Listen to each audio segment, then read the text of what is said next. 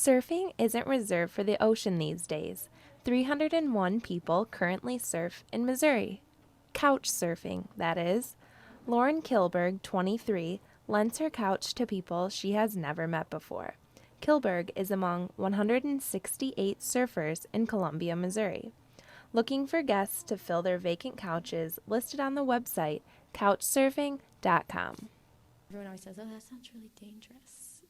Are you sure that's safe? And I just explain that, it's a great resource, and it really is.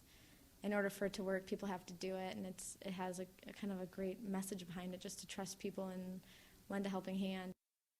Couchsurfing.com is a social networking site encouraging members to stay on one another's couches instead of booking a hotel room. There's definitely a level of trust with it, but the more I've done it, the more I've eased up a little bit in my nerves because I've yet to have a bad experience.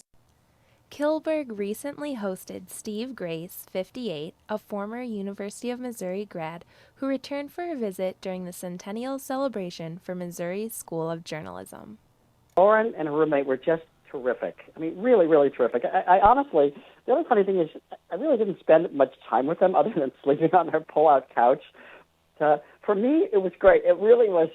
I felt like I time traveled. Like I literally stepped back in time, 30 years. I literally living in their house, which was about 2 blocks from the house I lived in while I was at Missouri in the graduate school. So it was really a great experience. Kilberg started couch surfing by sleeping on other members' couches while in Europe.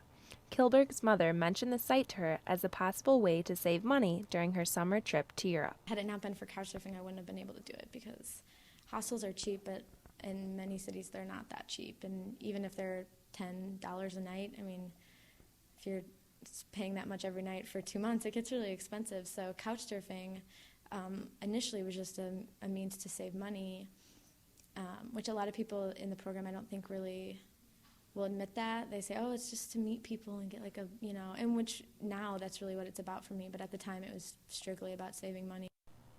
Grace says he keeps hosting members because of the opportunities it gives people who might not otherwise be able to travel.